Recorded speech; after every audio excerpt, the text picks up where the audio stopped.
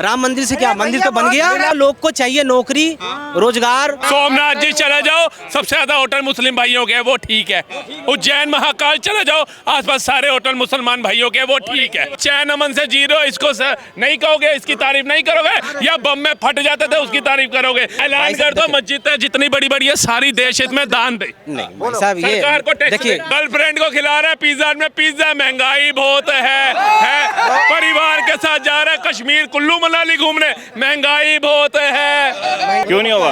राम मंदिर बना दिया, काशी विश्वनाथ का अच्छा बना दिया। क्या लोग राम मंदिर से क्या, मंदिर तो बन गया भाई साहब, मंदिर तो बन गया। अब तो लोग को चाहिए नौकरी रोजगार, ये चाहिए ना। मंदिर से रोजगार नहीं मिलेगा भाई साहब, वो मुद्दा था, वो तो बना लिया उन्होंने। भैया सुनो, आप कहाँ गए? इन्होंने बोला चलो ठीक है, राम मंदिर को छोड़ो, राम मंदिर से रोजगार मिल जाएगा। अब जो 500 एकड़ में मस्जिद बन रही है, क्या उससे रोजगार मिलेगा? बताने जरा। हम तो नहीं कह रहे कि मस्जिद बना, राम मंदिर में कैसे बोला? तुमने कैसे बोला?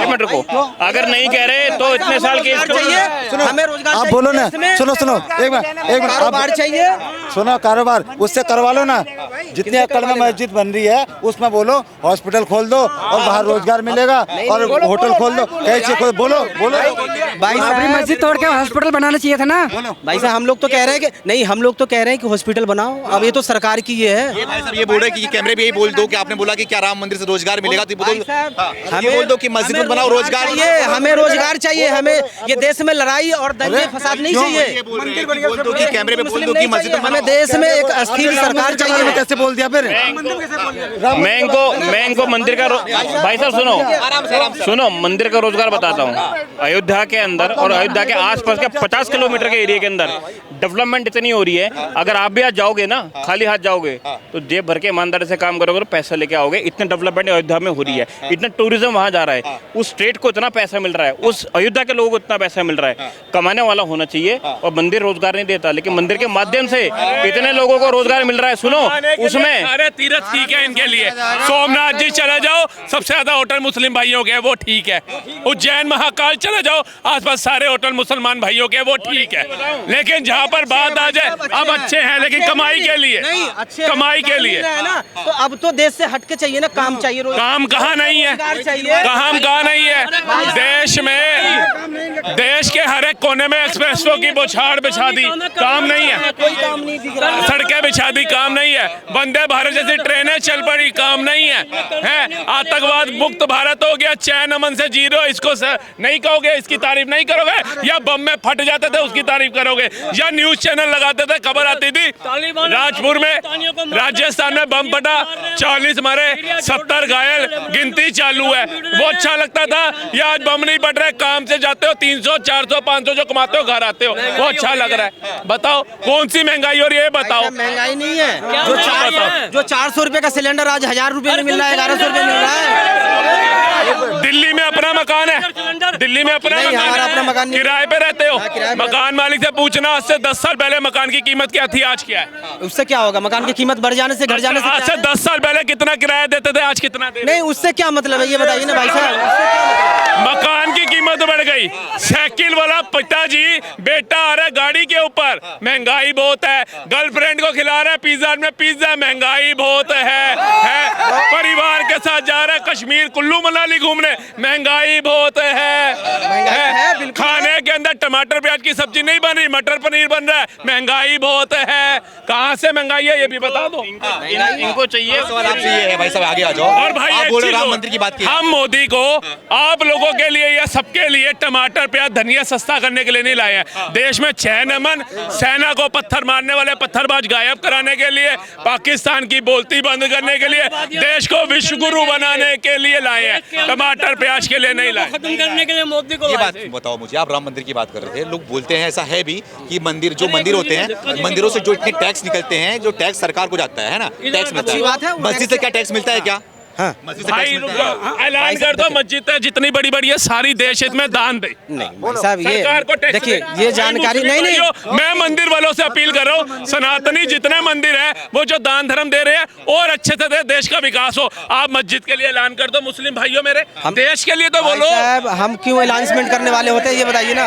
हम अनाउंसमेंट करने वाले कौन होते हैं ये बताइए ना। अब हम हो सकते राम हैं मंदिर पे सवाल उठा रहे हो, लेकिन जो ये बोल रहे हो ये अच्छी बात है, मोदी हम की तो कह रहे हैं सरकार भाई साहब। हटाने वाले ये नहीं। हैं, राम मंदिर तोड़ के बाबरी बनाने वाले हैं, लेकिन हम अपील करने वाले नहीं है। भाई साहब, राम मंदिर बन गया, बहुत अच्छी बात है, हम लोग स्वागत कर रहे हैं। और रोजगार मिलनी चाहिए ना लोगों को, कारोबार मिलनी चाहिए। ये महंगाई जो लोगों की कमर तोड़ रखी है, ये महंगाई तो कम होनी कर्नाटक चाहिए। सरकार से आपने पूछा कि जिस तरह के नेहा को मार दिया गया लव जिहाद के द्वारा, सरकार से पूछा आपने, कांग्रेस से पूछा, राहुल गांधी से पूछा, ओवैसी से पूछा आपने, ऐसा क्यों किया जा रहा है वहाँ पे? क्या ओवैसी वहाँ पे गए थे? क्या कहाँ पे कर्नाटक में नेहा को मार दिया गया लव जिहाद के कर आप भी गलत सवाल कर रहे हो। आपको ये पूछना चाहिए था, हिंदू मुसलमान कर रही है सरकार, आपको ये करना चाहिए था कि क्यों मंदिर बना दिया। ये सवाल अच्छे लगते हैं, आप क्यों पूछ रहे हैं ऐसे सवाल? ऐसे सवाल नहीं पूछने चाहिए। नहीं, मैं ये पूछ देश रहा हूं। खतरे में है, लोकतंत्र खतरे में आ जाएगा। आप क्या कर रहे हो? कहाँ जा रहे हैं? रुको भाई, हाँ बोलिए, अभी रुको, बहुत क्या है। जवाब दे दो अपना। क्या जवाब दे? इस पे जवाब, सवाल क्यों नहीं उठाते आप? भाई साहब कितना थूक मुझसे। कांग्रेस सरकार पे सवाल क्यों नहीं उठाते फिर? एक मिनट हो गया, भाई साहब कुछ नहीं, कांग्रेस अरे भाई, संदेश खाली पे उठा दो, संदेश खाली पे बोल दो। जनता है। ये देखिए चुनाव हो रहा है, अब देख लीजिए 4 जून को ही देख लीजिएगा किसकी सरकार बनेगी। कांग्रेस, राहुल गांधी जिंदाबाद। देख लो भाइयों,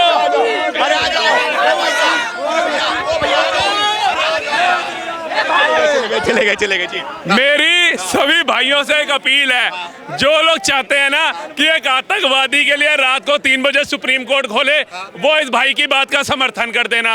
लेकिन जो लोग ये चाहते हैं अभिनंदन जैसा शूरवीर यहाँ है और आतंकवादियों को गोली सिर पे मारी जाए, वो नरेंद्र मोदी का समर्थन कर देना। और ये मत सोचना कि मोदी की लहर है, वोट डालने जरूर जाना, कुछ भी हो सकता है। क्योंकि जब मुसलमान भाई जा सकते हैं, बहनें बुरखे में जा सकती हैं तत्ती गर्मी के अंदर, तो आप एसी में मत बैठना। अपने वोट, अपनी अहमियत याद रखना। छुट्टी वाला दिन है, छुट्टी बिताने मत जाना, वोट जरूर डालना। अगर चाहते हो आपका वोट सहम और कगार के ऊपर उतरे, मोदी प्रधानमंत्री बने, 400 पार लाए और सनातन की जो विजय ध्वज लहराया जा रहा है, देश में जो अमन शांति है ये बनी रहे। आज 5वीं अर्थव्यवस्था है, तीसरी, दूसरी, पहली पे आए। आज सड़क निर्माण के अंदर दूसरे नंबर पे आ गया, पहले नंबर के ऊपर आए। अब जो चाइना भी आग दिखाने की कोशिश कर रहा है पाकिस्तान की तरह, उसका भी दिवालिया निकले, तो 2024 में मोदी को वोट डालने के लिए जरूर निकलना। ये बताइए कि अब ऐसा आंकड़ा निकाला जा रहा है, ऐसे बुद्धिजीवी लोग बोल रहे हैं कि जो वोट परसेंट है इस बार काफी कम रहा है पहले फेज में। इसका ये मतलब निकाल रहे हैं कि मोदी सरकार इस बार जा रही है, वोट परसेंट कम हो रहा है, लोगों का विश्वास उठ गया है वोट करने पर ईवीएम की वजह से। नहीं जी, जनता को इसलिए कह रहा हूँ, वोट परसेंटेज जो है ना, ये पहले भी बोल रहे थे 282 मोदी जाएगा, मोदी जी 303 के ऊपर आ गए। अब भी इनको बोलने दो, मोदी जी 400 पार भी जा करके दिखाएंगे। लेकिन अपील क्या है, बार बार एक ही है कि जो लोग चाह रहे हैं मोदी हार जाए। आज मोदी से परेशान कौन है? पाकिस्तान, वामपंथी, टुकड़े टुकड़े गैंग वाले, बच्चा बचाओ पार्टी वाले, चारा चोर, ये टोटी चोर, ये परेशान है। अगर आप चाहते हो कि आपका खाना तो खा गए थे, भैंसों का भी जिसने नहीं छोड़ा वो सत्ता में आए, तो भैया वोट डालने मत जाना। अगर आप चाहते हो एक सरकारी कोठी में से टोटियां तक चोरी करके उसको लाना चाहते हो, तो मोदी को वोट मत देना। आप चाहते हो हमारी सेना के जो जवान गलती से वहां सरहद पार चले जाते हैं और उनकी गर्दनें आए, तो मोदी को वोट मत डालना। लेकिन चाहते हो गर्व से अभिनंदन जैसा शूरवीर आए, मोदी को वोट डालना।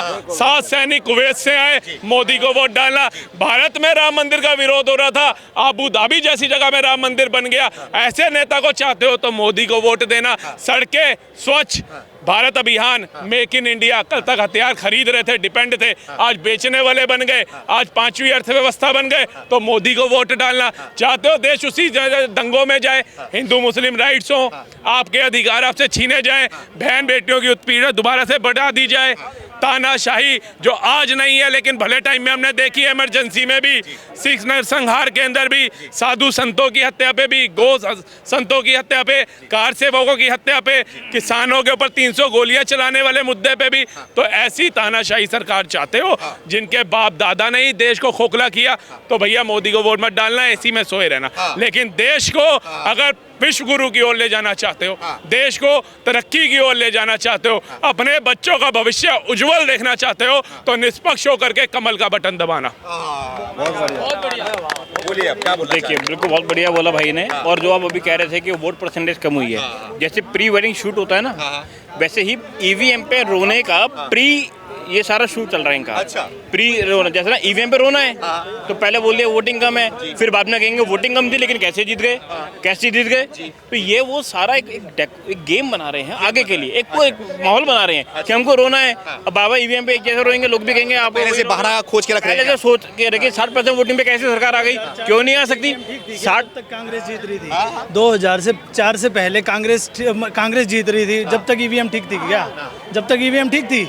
इतने साल कांग्रेस ने राज किया, ईवीएम जब बहुत बढ़िया। कांग्रेस उस जमाने में मिलीजुली सरकार बनाती थी, कांग्रेस कभी इतनी बड़ी जीत हासिल नहीं करती थी ईवीएम से। अब मोदी हासिल कर रहे हैं, इसलिए बोल रहे हो कैसे हासिल कर रहे हैं। हाँ, वही तो कह रहा हूँ ना, तो कांग्रेस ही तो लेके आई है। कांग्रेस के टाइम में भी तो ईवीएम थी, तो जब उसमें कोई घोटाला नहीं था क्या। अच्छा, तो जनता बाहर क्यों नहीं निकल रही है वोट करने के लिए? पहले फेज में आपने देखा जनता बाहर तो निकल रही है, पर अभी स्टार्टिंग है ना, अभी देख लीजिए, अब निकलेगी, परिवर्तन करेगी, कर रही है, परिवर्तन करेगी सरकार। ऐसा नहीं, परिवर्तन नहीं। मोदी जी की सरकार आएगी, परिवर्तन नहीं, पुनः मोदी जी की सरकार अच्छे आंकड़ों के अंदर आएगी। और अब जो भारत के अंदर बदलाव आएगा ना, देश के गद्दार और गद्दार देश तो आंसुओं से रोएंगे। और जो देश के अंदर राष्ट्र हित की बात रखता है वह गर्व से कहेगा कि हाँ मैं भारत जाए। अब भी कहते हैं, फिर पूरे विश्व के अंदर डंका बजेगा और विश्व गुरु भारत बनेगा कि हाँ हम भारत वाले हैं, हाँ हम भारत वाले हैं। और देश का प्रधानमंत्री नरेंद्र मोदी जी। आखिर में क्या कहना चाह रहे हो? मैं एक चीज़ कहना चाहता हूँ, जैसे कि अभी ना राहुल गांधी लोग कहते हैं मोदी ने इतना कर्जा कर दिया, ये कर दिया, वो कर दिया।